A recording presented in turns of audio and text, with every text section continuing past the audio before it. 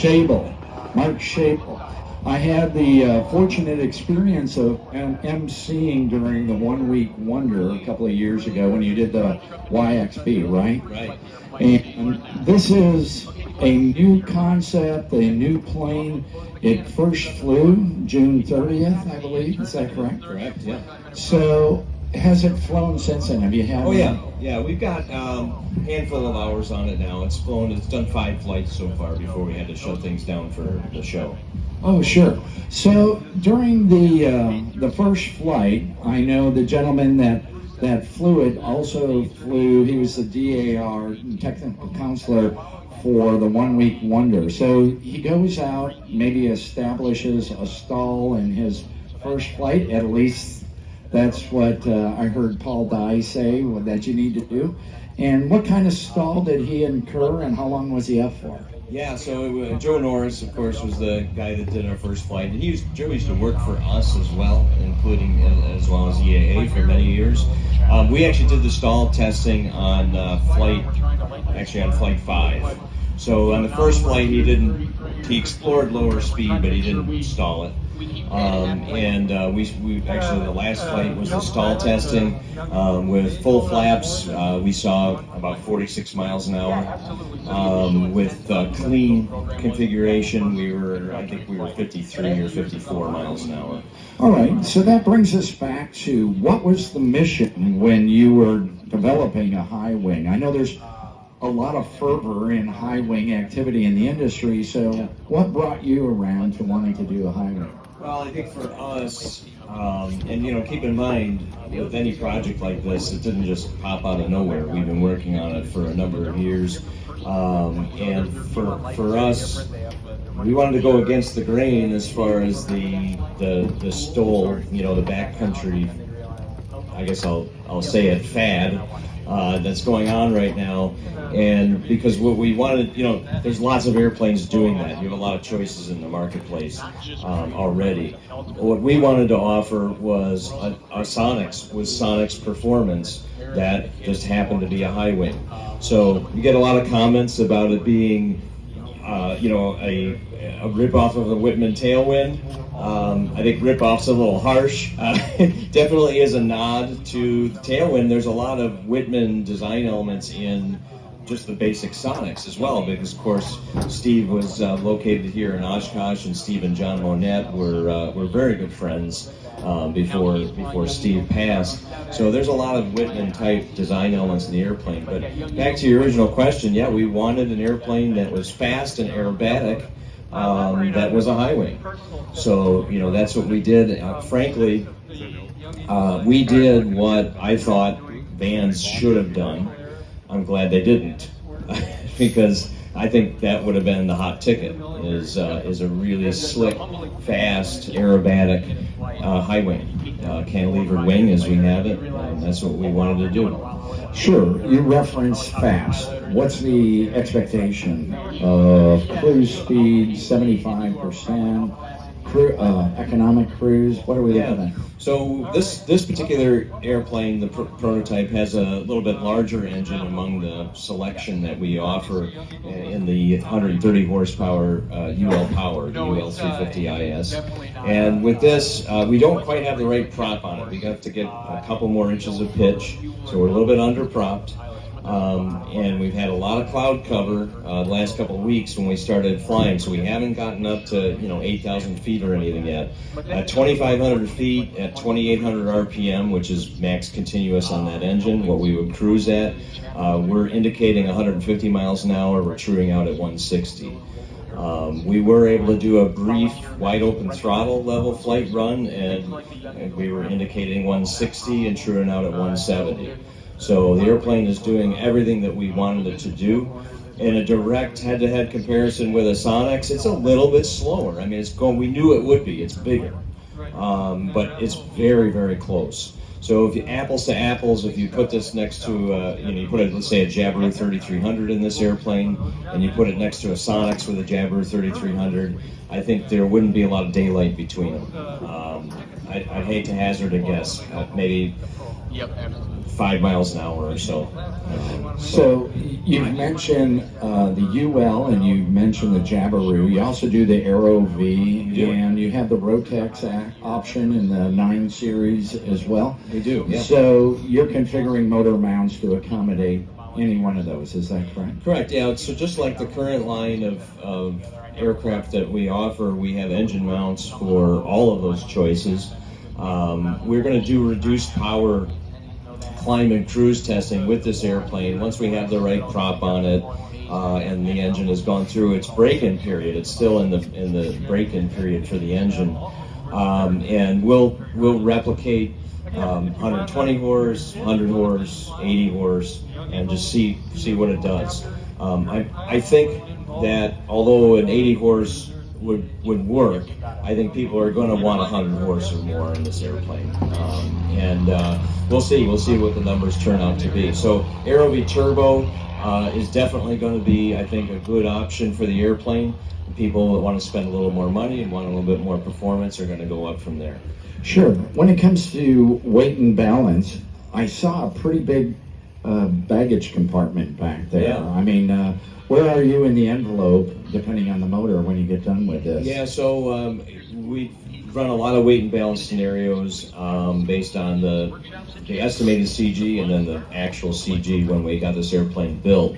And depending on how you have the front seats loaded, we're able to burn fuel down to low levels while still having between 85 and maybe 90 pounds of baggage. Fuel capacity, duration, legs, how far? Right, yeah. So we have 30 gallons maximum capacity in the airplane. So what that consists of is our standard Sonex B model 20-gallon header tank, which is a rotationally molded fuel cell, just like the rest of our airplanes. And then there's 2 5-gallon tanks in the wings that just gravity feed into the main tank. We don't have the 5-gallon tanks in this yet. The mold is actually being made right now for rotomolding the tanks, so we'll have those in this fall. Yeah, that answered my next question, whether they were integral Right. or No, they're not in there right now. So in terms of useful load and empty weight, so the max gross weight of the airplane is 1,500 pounds. This airplane, as it sits right now, is just shy of 820 pounds.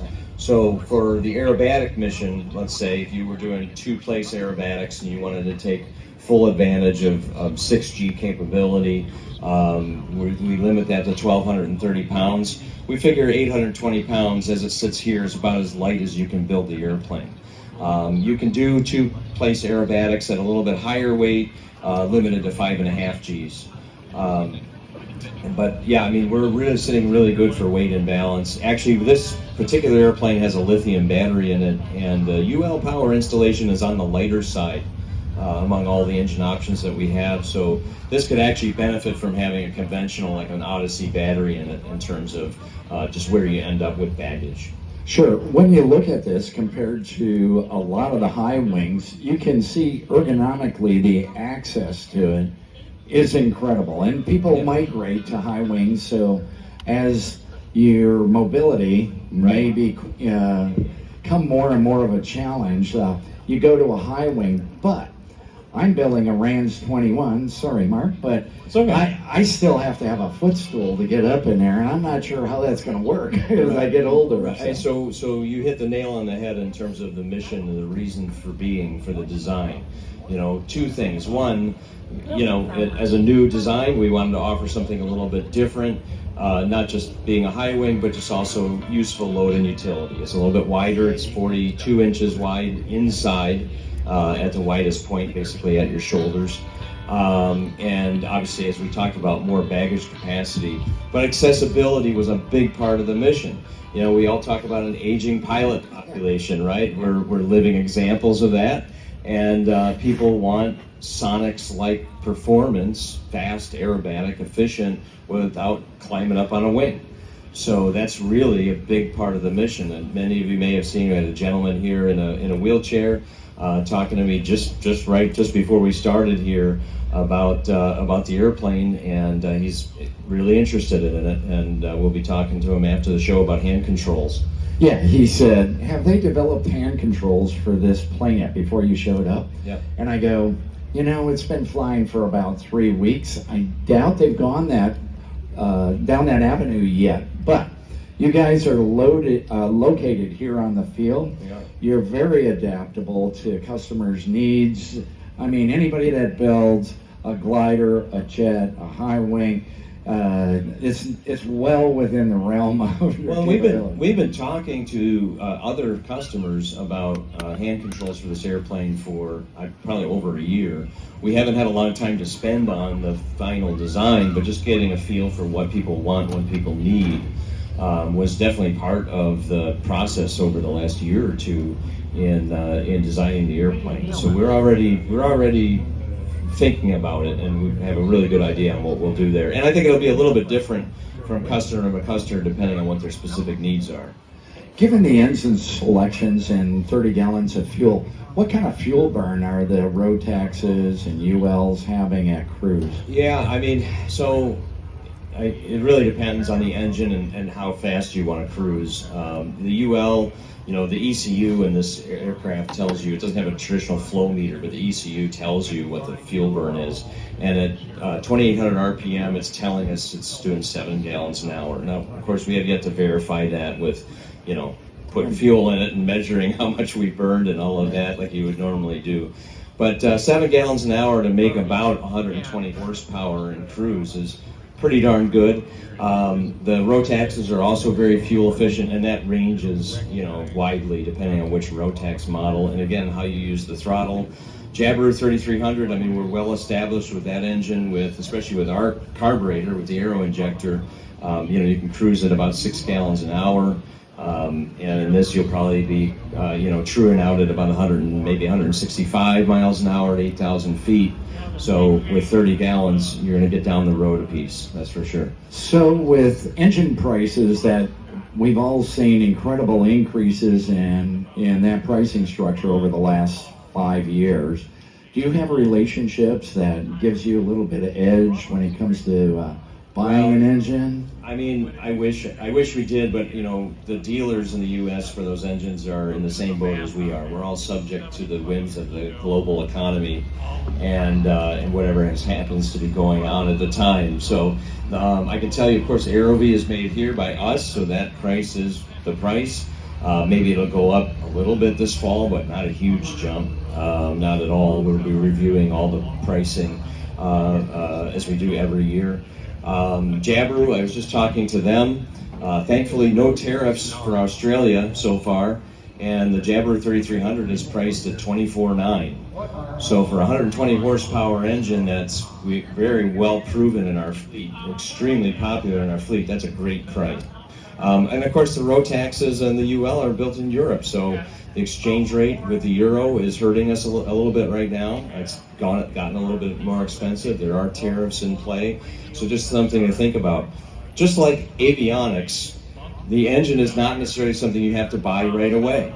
So if you want to wait and see if the dollar gets stronger, you might get a little bit better price down the road. It's a gamble. I have no control over Washington, D.C., so take that as you will. You have to figure out when's the best price to buy the engine and which engine you'd like. So I looked at pricing on your quick build kit. It's a little bit more than the YXB at 55. Is that correct? Yeah, 55,000. So it's about a $16,000 upgrade. We're currently a $14,000 upgrade for the other airplanes. That's a little bit of a preview of pricing this fall, honestly. So we were releasing pricing for this at the show.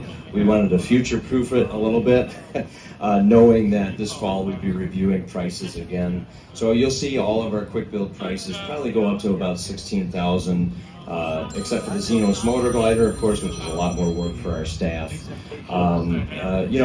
We always try to keep the kit prices absolutely as low as we can. This will continue to be on the higher end, priced similar to a Xenos motor glider for the basic kit. Just because of the amount of machined parts, there's more CNC machining involved in this kit.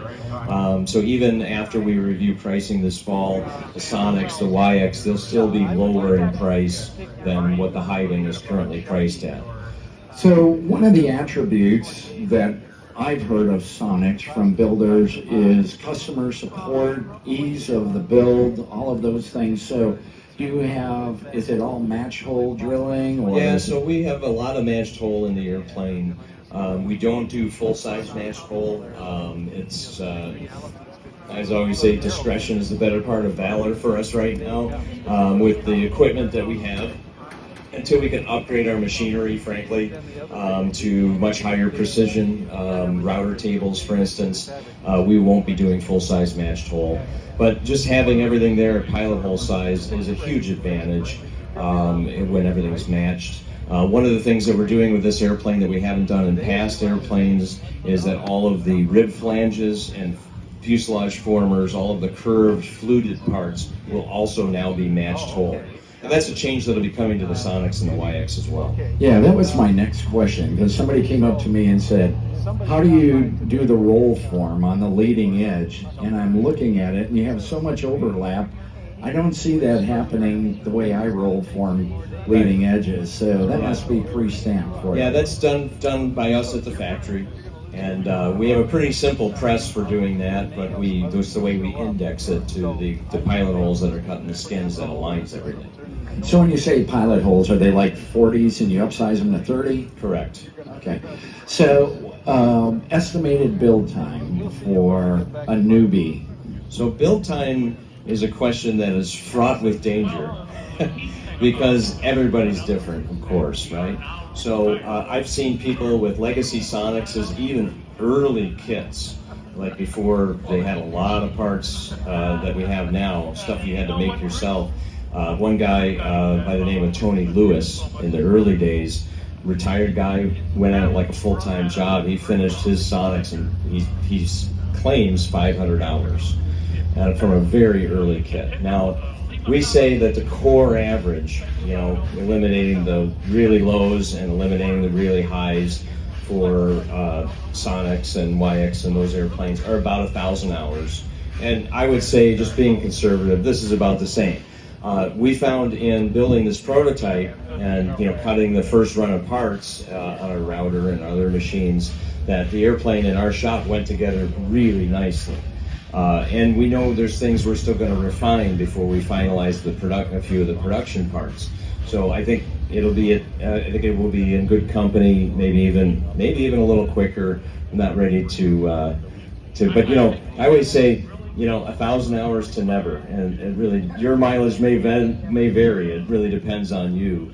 With the quick build kit, of course, if you opt for the quick build upgrade, you're getting the fuselage complete, the wings complete. The wings are already rigged to the fuselage, so that's cutting the project in half essentially. So what we leave you with is building the tail kit, doing the wing control surfaces, putting it on its gear, firewall forward, avionics, cowling. So we leave you with the last 10%. So that's not too big, is it? Well, the 51% rule comes into play, and if you aren't aware, it's not about the amount of time you spend in. It's a task-driven parameter that you have to follow. So if you do the wings, that may be a task. It's a huge task. Right. Oh yeah. So in real percentages, we're providing about 48% and change. So all of our kits are audited by the FAA to be amateur built legal. But when I say we leave you with the last 10%, that's the detail work that they joke about, taking 90% of the time. Your engine installation, your wiring, all that really detail-oriented stuff. Yeah, I'm optimistic on my build. The motor's hung, and I go, I think I'm gonna fly before the snow falls, and I live 75 miles from here. And I got a lot of eye rolling coming at me, like, I don't think you really grasp how much you have to go. You didn't say this before the snow falls in which year, did you? Maybe it'll be a dry winter. We'll find out. So. The standard answer when anybody asks you when it's going to fly is Tuesday. Yeah. Which Tuesday? I don't know, but it'll be a Tuesday. So really good. Hey, anybody here already own a Sonex? Yeah. Anybody building a Sonex? All right. People that are curious about the new evolution of Sonex and think that this might be an option for them. All right. The rest of you, what are you doing here? Yeah. Now we've got Mark's got facial recognition, and he'll be on you. So questions from the audience. When is the kit available? So we will be, we're taking orders now, and so what we've been doing since February is what we call kit reservation deposits, which gets people in line. We've got 76 of those as of today. We are inviting people to place full orders now starting at the show, but we understand it's early days in terms of flight testing. If you want to hang out and wait and see, that's fine. Our plan is to ship the first parts at the end of the year. It may only be tail kits at that point, but we'll be progressively working to get inventory in and get control prints completed and parts out starting at about the end of the year.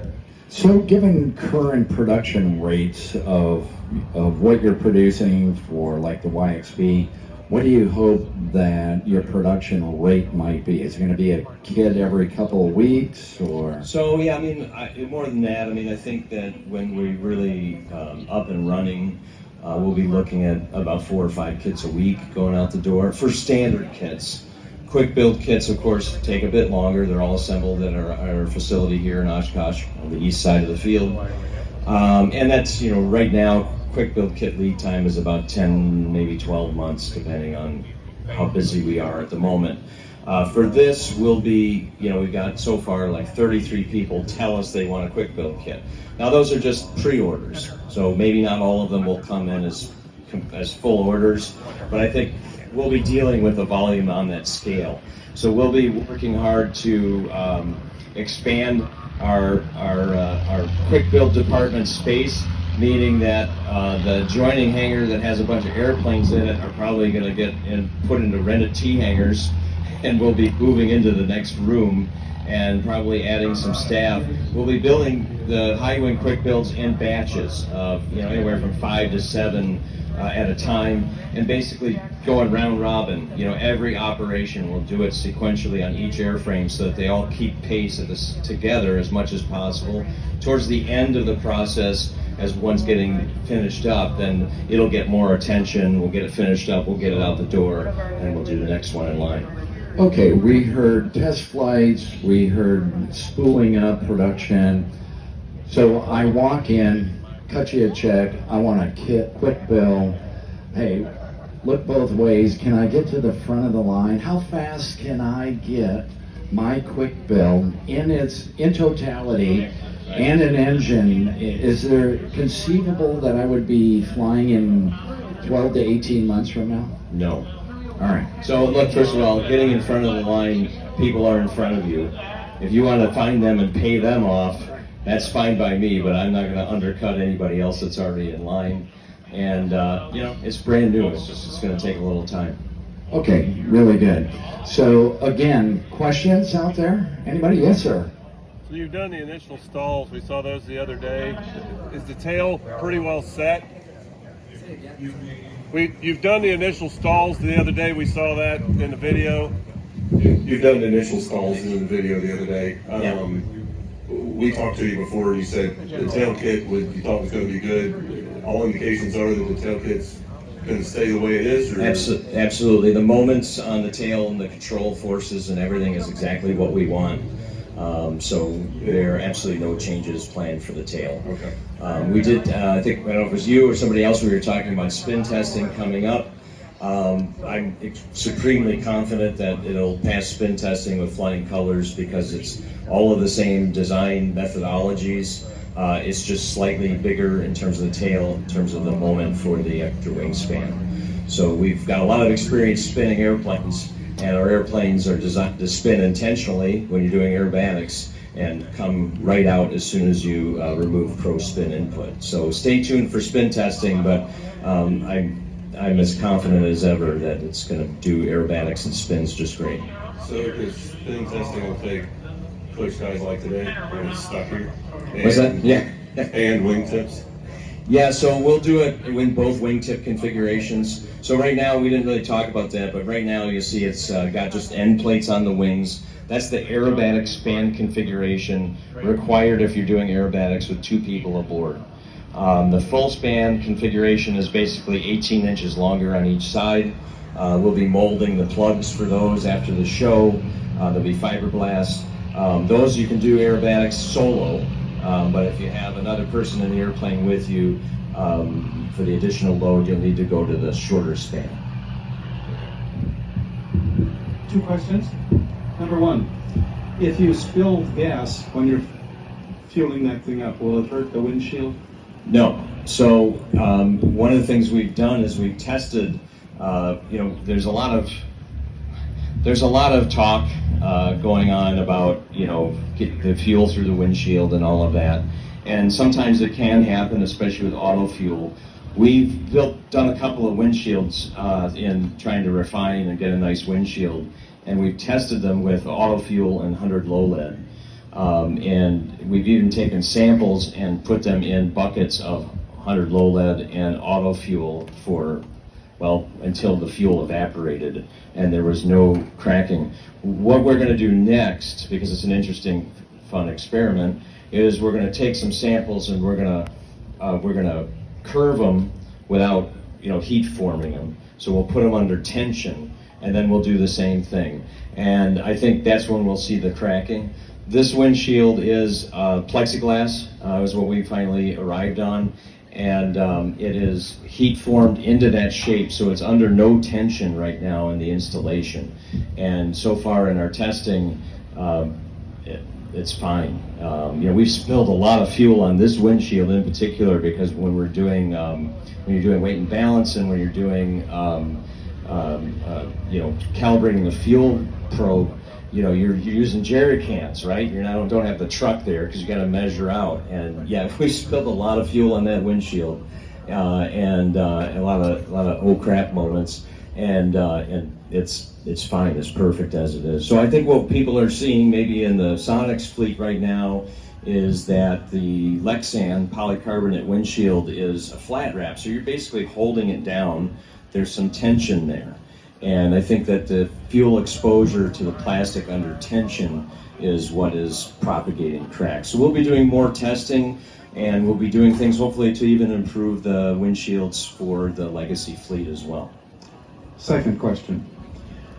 Longer wings would make that into a touring motor glider, which would be extremely attractive to certain segment, small segment, right, of the population, flying population. Once this is off and going and you're down to steady state, might you consider a touring motor glider version? That's a very interesting piece of feedback and suggestion, and we'll see if there are a lot of like-minded folks out there. A Highwing, all the mobility advantages for a Highwing version of our Xenos motor glider might be very interesting.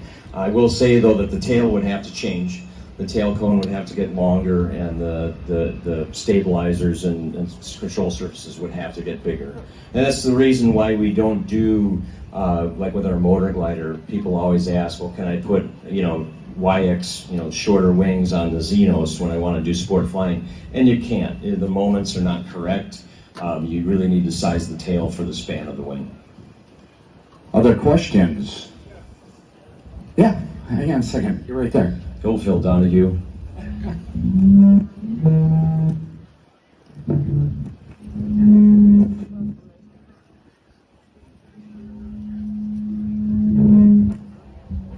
Is the windshield UV treated polycast?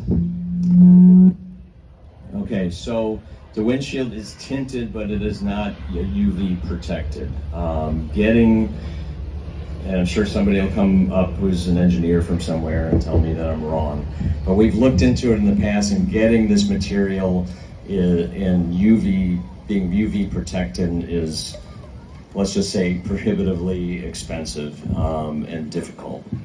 So wear your sunscreen, just like anything else out there. Sure. Questions? Anybody? Yeah. You talked about the battery size. Where is it located at? The battery? Yeah, so right now we have an Earth-X lithium battery on the firewall. And I think I talked to so many groups and people, I don't know if I said this here yet, but with this engine, it is one of the lighter installations. It could really possibly benefit from like an Odyssey battery in the same location, just to get the maximum out of baggage capacity with fuel burn, fuel migration, fuel burn. But yeah, just traditional battery box on the firewall. Yeah. There was another question here. Yeah. What are your goals for aerobatic capability? So the airplane is designed to be +6 -3G, unless you're flying it at that slightly higher weight with 2 people, then it's 5G, 5.5G. Aerobatic capability, just like the Sonex. So basically, sportsman class, if you were to classify it that way. Loops, rolls, spins. Not really designed for sustained inverted. You could do that if you put a flop tube in the tank, and had like the aerobatic version of the UL power engine. But really, that's not. It's more sort of, again, that a lot of people say gentleman's aerobatics or sportsman class. It will make, big if, we take the step to eventually build an SLSA version of the airplane, it would make a really nice 2-seat aerobatic trainer. Other questions? Yes, sir. Is it going to fly this week during the show? No, but the mayor. It's going to fly this week during the show? It is not, and that is so basically, years ago, if they let vendors fly the way they used to, we would do it. But the air show has gotten so big that what happens is you end up queuing up at the end of the runway for over an hour, and they let you make one pass. And then it takes over an hour to get an airplane back into your booth at best. So we just generally don't bother. Other questions? So if you know anybody in high places at EAA, tell them you want to see more vendor airplane flying and fewer extra 300s doing the same thing all day, every day. Right. Anything else that you wanted to enunciate, Mark? Yes.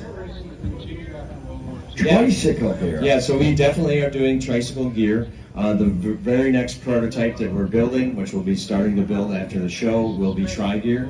If you're familiar at all with Sonex's, the tri-gear system will be almost identical. And I say almost just because we are going to try out a slight enhancement in the nose gear steering by having 2 steering push rods on either side, instead of having 1 push rod and having the right pedal go all the way through the cable system. So that'll get us a little bit better, a little bit better steering when you're pushing right pedal or left pedal. I don't know, one of the directions. I have a question. Was everything a clean slate and you just drew upon experience, or were there some bits and pieces that you could migrate over to this? Well, I knew, because it's my project. I knew at the beginning that, we wanted to start with the Sonex knowns. We wanted to stay within the things that we have that we know are working well, the airfoil especially, the airfoil selection, and the basic methodology, the way we build airplanes, the box structure, all of that for ease of build and low cost. But, there's a lot of work that goes into, it's not a simple change. We didn't just put the wing on top. So, yeah, definitely a lot of design and engineering, mostly structural engineering that, had to go into it, of course. Good. Anybody else think of anything? Yes, sir. Any chance for a constant speed takeoff? Yes, you can go buy one. So yeah, I mean it's constant speed prop. Any chances for response to constant speed prop was the question, and yeah, I mean we'll be testing. But we're expanding our support, especially through another business called Cooper Aircraft Corporation for Rotax engines, for example.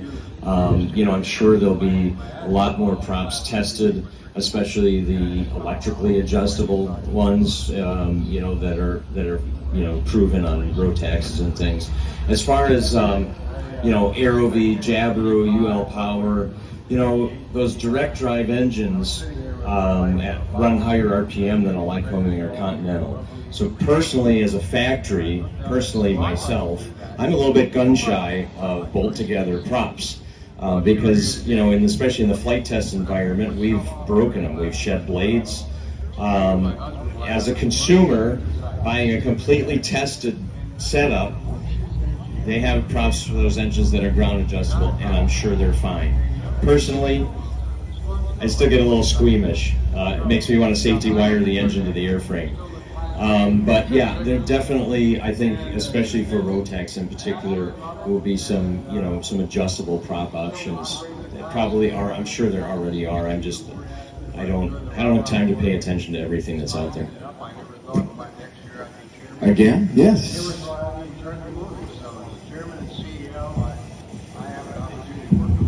Hey Mark, I know we've heard a lot of specifications coming back from the flight test, but I'm just curious if there's just any anecdotal pilot feedback from how it handles, just how it feels as a plane, either compared to the other Sonex or other airframes. Absolutely. Thanks for the question too. So the first flight, as you may have heard, we had a door pop open. So that was brief. We've fixed that, and then also. No fault of the design, but we, when you drive a car down the road and the alignment's perfect, but the steering wheel's like this, that's how the stick was. So it felt like, because Joe was holding the stick where it should be, he got surprised by a real massive left wing, and he had to hold the stick to the right. We fixed that right away. Now, after getting to the bottom of that and all the 4 flights we've had since then, the handling is beautiful. I'm extremely happy with it. I did fly it with Andrew McDougall on our staff on last Sunday, a week ago, this past Sunday, and it's exactly what I wanted. It's crisp, it's quick handling. I did design the tail moments to be just a hair more elevator force, and I feel we got there. The ailerons are a little bit bigger than the standard aileron length on the Sonex, so it's kind of between, if you're familiar with the Sport Aqua ailerons versus the standard ailerons, they're in between. And that just kind of worked out that way because we didn't want to make the flaps any bigger than 72 inches. That's just, that's a production issue if we try to do that. And so it rolls quicker if you put in the deflection. The forces do a really good job of building up with speed. So when we're in level flight at cruise, the airplane is just sort of on rails. It really feels good, and a long cross country is not going to be fatiguing at all or anything. But when you really want to throw the airplane around, the airplane definitely responds. And as you slow the airplane down, the forces get lighter. And in the landing environment, you get a good feel, and I'm really happy. One of the things, if you look in the airplane, we're stuck with push rods and some torque tubes for the ailerons. We didn't want to do cables for the ailerons because it's a Sonex and aerobatic. And so, one of the things that you'll notice is there's a little more drag in the system just because we have a few more connections in the aileron. But when you're in the air and the ailerons actually have air load on them, it's just normal. It's just fine. And so, yeah, I'm tickled, to be honest, at how it's flying. It's really nice.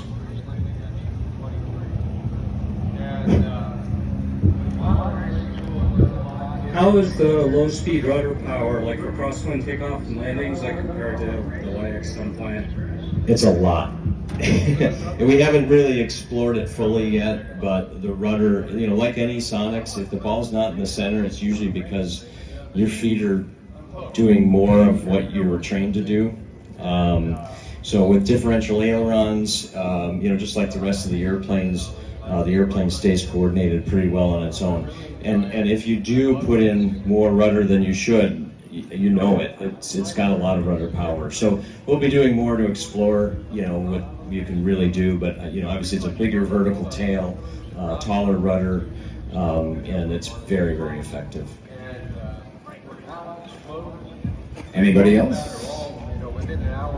I could talk all day, So what I think you might be, if you aren't familiar with the Sonex company, Mark is really hands-on. He is not 100%, 98% marketing and 2% engineering. He's really up to his elbows in the design of the aircraft. So when you speak to him, you get the real answer without any fluff. So appreciate, especially if you speak to me one-on-one. Yeah. Appreciate your time here, Mark. Appreciate you coming to Oshkosh. And thank you, everybody, for attending here today. Yeah, I just want to invite you all down to our booth if you haven't been. And we do factory tours this week. So if you want to come over to the other side of the airport and check out the factory, we can sign you up for a tour.